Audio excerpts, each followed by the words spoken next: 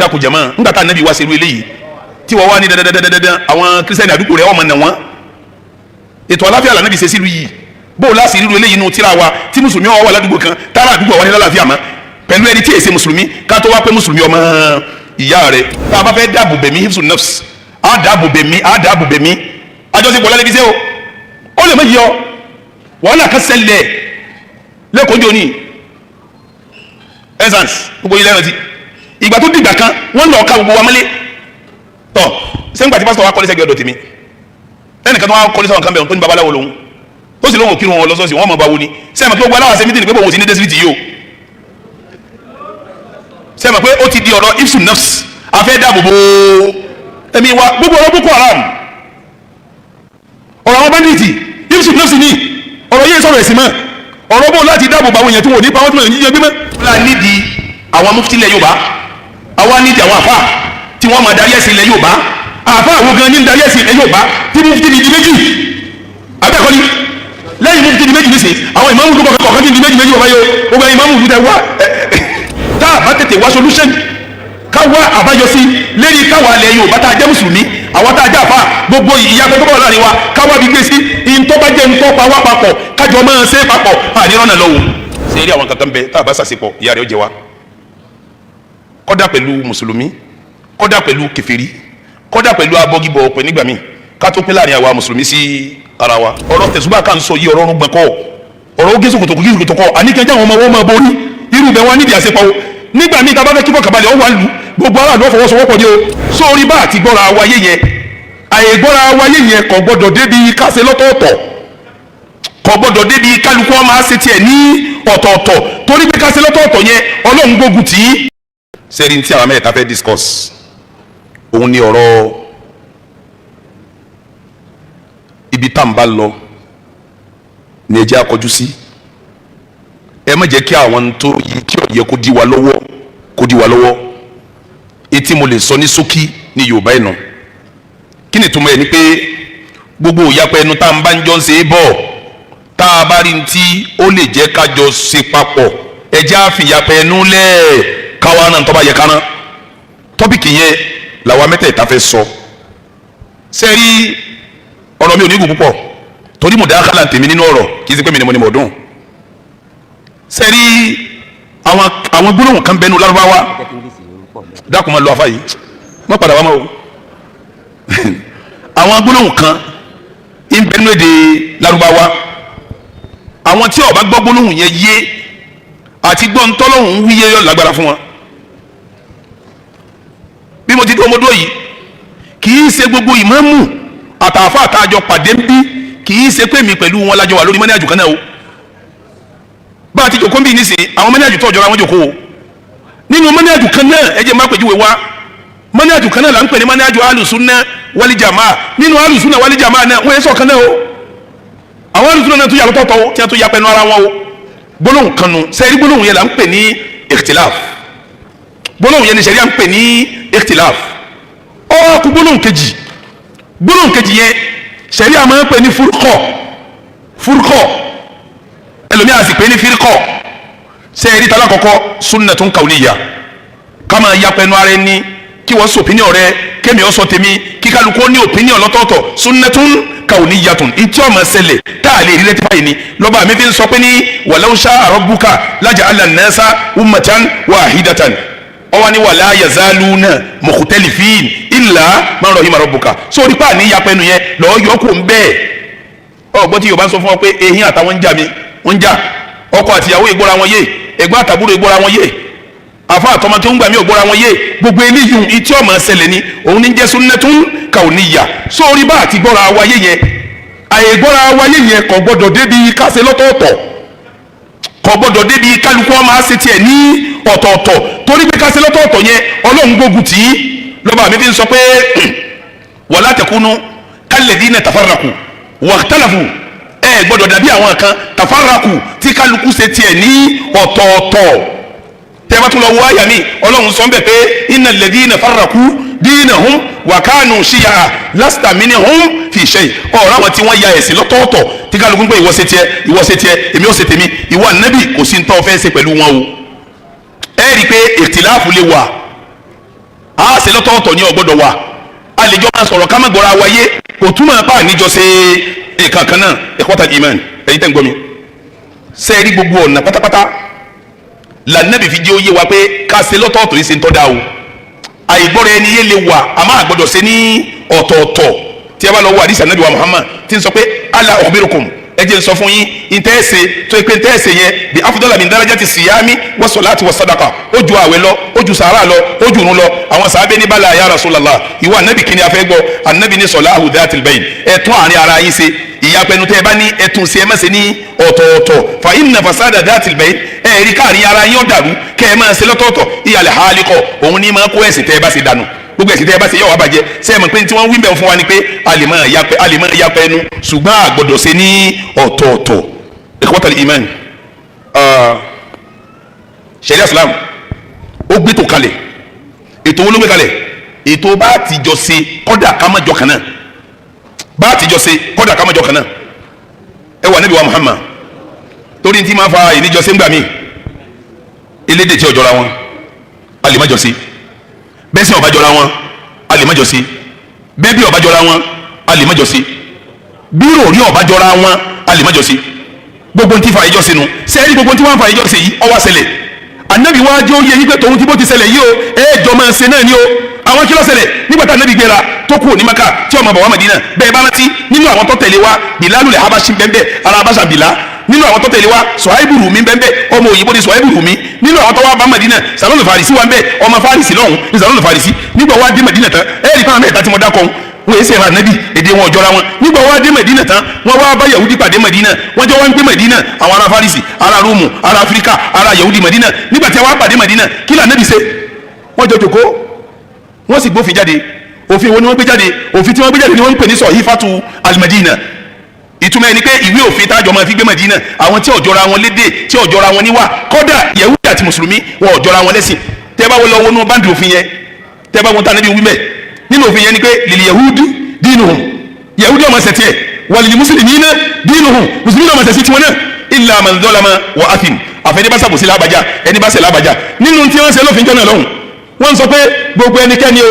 tájọ fọwọ́ sí wéyí o gbogbo bá fẹ́ jà ábìjà rẹ̀ ni o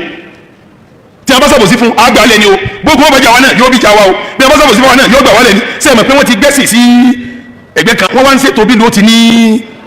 ẹ̀dá kù jẹ̀mọ́ nígbà tá ànábì wá ṣerú eléyìí tí wọ́n wá ní dandandandandan àwọn kírísítẹ́nì àdúgbò rẹ̀ ọmọ nà wọ́n ètò àláfíà lànàbì ṣe sílùú yìí bó o láti rírú eléyìí nù tíra wa tí mùsùlùmí wà wà ládùúgbò kan tára àdúgbò wa ní lálàáfíà mọ́ pẹ̀lú ẹni tí èsè mùsùlùmí ká tó wá pé mùsùlùmí ọmọ ìyá rẹ̀ ẹ wo ọ̀rọ̀ kásẹ̀lẹ̀ ẹjọ́ kan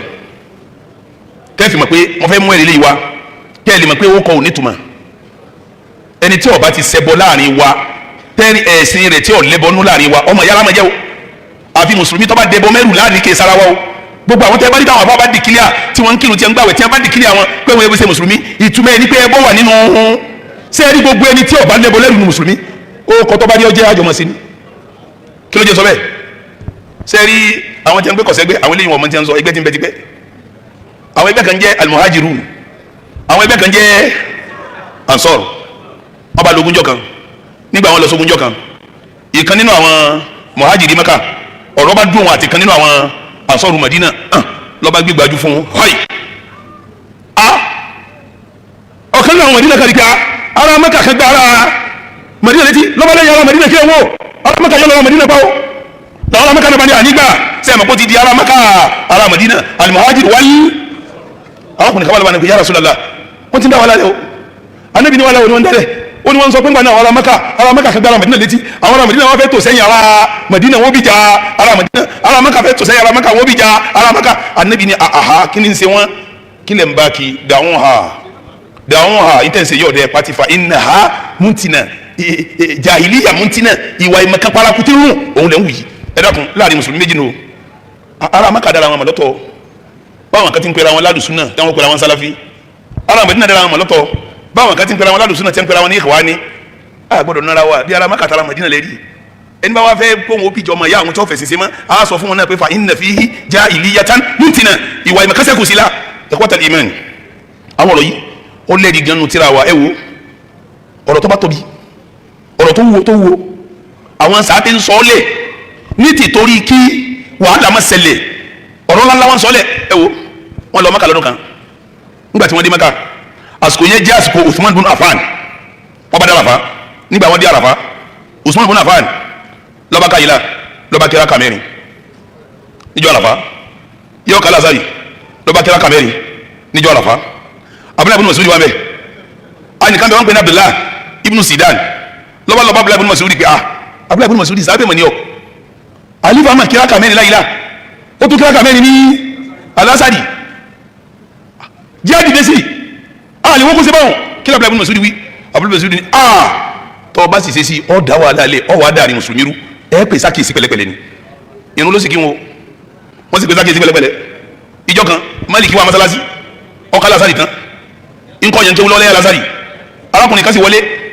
ó sì ká lásàrì tán ọgbọ́n kéwú díẹ̀ bí Málíkì tí wọ́n tí wọ́n tí báyìí lárákùnrin wọn bá tún takùrù síbi sáfún lọ́ba tó gbẹ̀rún mi dúró ó ti ṣe aláwọ̀ apá bá tún kírun lọ wọ́n bá sọ fún Málíkì pé ọkùnrin yìí tún kírun mi lẹ́yìn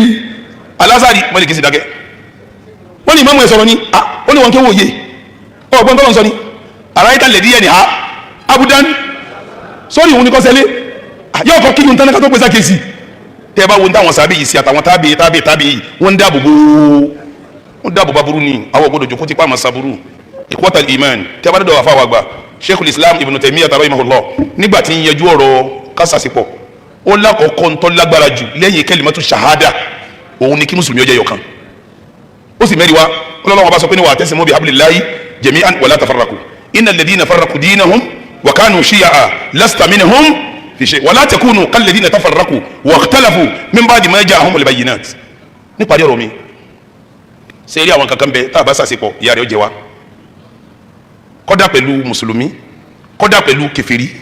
kọ́dà pẹ̀lú abọ́gibọ̀ ọ̀pẹ nígbà míì ká tó pín láàrin àwa mùsùlùmí sí ara wa sẹ́rí gbólóhùn tá a bá fẹ́ dáàbò bẹ̀mí hifsun nafs á dáàbò bẹ̀mí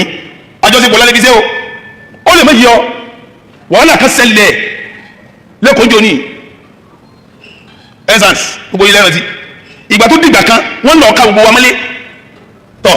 sẹ́ńgbà tí pásítọ̀ wa kọ́lé sẹ́gbẹ̀ẹ́ ọ̀dọ̀ tèmi tẹ́nìkan tó wá kọ́lé sọ̀rọ̀ kan bẹ̀rẹ̀ tó ní babaláwo lòun ó sì lóun ò kírun wọn lọ́sọ̀ọ̀sì wọ́n mọ̀ bá wo ni sẹ́ẹ̀mọ̀ pé gbogbo aláwọ̀ sẹ́mi tìǹbù pé òun ti ní dẹ́sírìtì yìí o sẹ́ẹ̀mọ̀ pé ó ti di ọ̀rọ̀ ifsun nafs afẹ́ dáàbò bo ẹ̀mí wa gbogbo ọ̀rọ̀ Boko Haram ọ̀rọ̀ àwọn bandits ifsun nafs ni ọ̀rọ̀ yìí sọ̀rọ̀ ẹ̀sìn mọ́ ọ̀rọ̀ bó láti dáàbò bá àwọn èèyàn tí wọ́n ní pa wọ́n tí wọ́n ní jẹ́ gbímọ́ nínú tó jẹ́ àṣàṣepọ̀ ifsun karamatil insaniya sẹ́ẹ̀mọ̀ pé kálukú ló lọ́wọ́ tiẹ̀ ni ìjọkíjọ tá a bá dáàbò bọ ọmọlúwàbí wa má wàhálà ṣẹlẹ̀ sẹ́ẹ̀mọ̀ pé níṣẹ́ àwọn vice chairman wa wọ́n débi ilẹ̀ kan wọ́n sọ̀rọ̀ wọ́n ní ọ̀rọ̀ jáàbù ọ̀pá ogun àpapọ̀ èmi fẹ́ bi yín léèrè àmọ́ ilẹ̀ Yorùbá la wà ná ilẹ̀ Yorùbá la wà ọ̀rọ̀ yóò bá tàtọ́ bá jẹ́rẹ́ Haúsá àwọn èjì ń sọ yóò padà tàtọ́ bá yà ó lè mọ́ta lé ní kò sáà fà kánú ẹ̀sìn tí ó ta kò jáàbù tí a bá láàfẹ́ sí o ọjẹ́ sufi o ọjẹ́ salafi o ọjẹ́ ikhwani o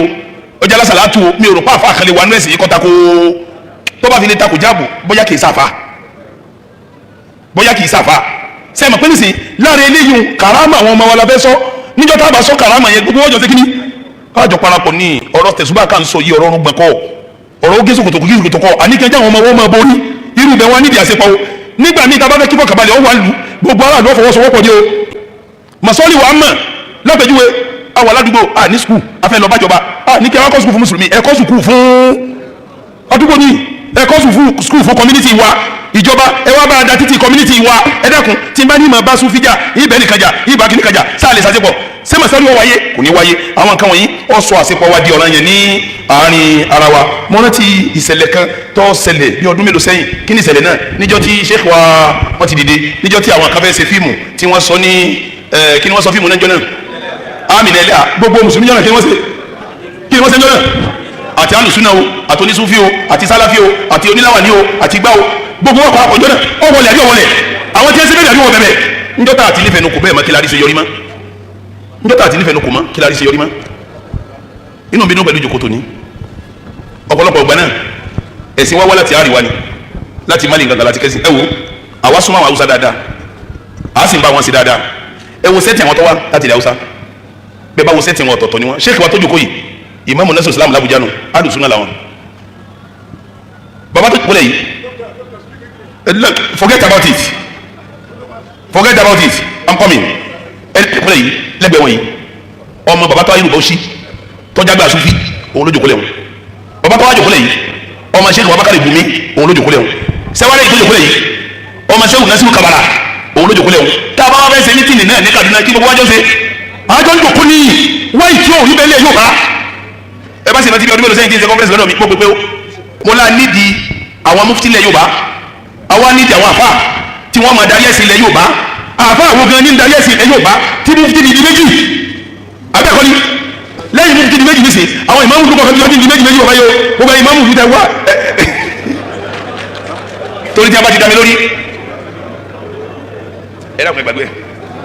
ẹgbàgbé níjọ́ mo lọ Kaduna tí wọ́n lọ sí mítìnì ní Kaduna Hausa wọn fi sí látòkè tó fi délẹ́gbè èmi náà gbọ́ kankan èmi náà sọ Yorùbá látòkè tó fi délẹ́gbè bí n bá wa sọ tán ẹni tó bá fẹ́ gbọ́ tí mo fẹ́ wí inú àwọn náà fún wọn gbọ́ tí wí wọ́n sì mọ̀ kọ́rọ̀ nípa òye farabalẹ̀ ẹ máa lọ wá tuma rẹ̀.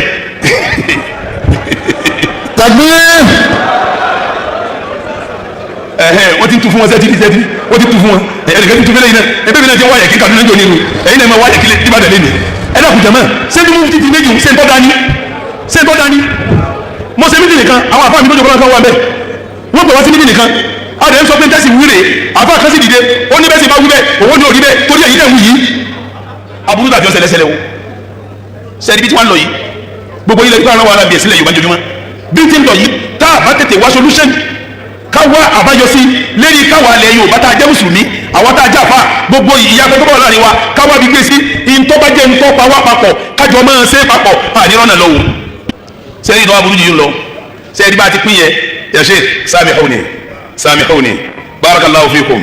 inshallah tajidun man yutarjimu lakum ikhwanukum yutarjimuna lakum ayyuha al-mashayikh tarajjamu lahum fasiru lahum ma aqul barakallahu fikum ijlisu bi janibihim so sẹ́ni bá ti ń bá lọ yìí ní tí wọ́n ń ṣẹlẹ̀ tí ò yé ẹ̀yin tí ò yé yín sẹ́ni bá ti pín lọ́tọ̀ọ̀tọ̀ yìí àwọn tí wọ́n fẹ́ lò wá fún nǹkan míì ti kéré bọ̀ wá lọ́tọ̀ọ̀tọ̀ àwọn tí wọ́n fẹ́ lo ẹ̀sìn fún nǹkan míì wọ́n ti kéré bọ̀ wá ní ká máa sọ̀rọ̀ ẹ̀sìn kẹ́ni ká máa sọ nǹkan míì ẹ̀ mọ̀ kí wọ́n ń lò ní ẹni tó fẹ́ dà wá rú ń lò láàrin wa ọ̀tá tó fẹ́ da ẹ̀sìn rú ń lò wá ẹni tó fẹ́ fi wá sòṣèlú ń lò wá ẹni tó fẹ́ bá tiwa jẹ́ ń lò wá torí pé nu wo ṣé kí ni ẹ dákun jama Ọlọ́run jẹnu woko Ọlọ́run ní sẹ́yìn lásìmọ́ o. Àmín. Assalamu alaikum warahmatullahi wabarakatuh. Wa alaikum salam warahmatullahi wabarakatuh.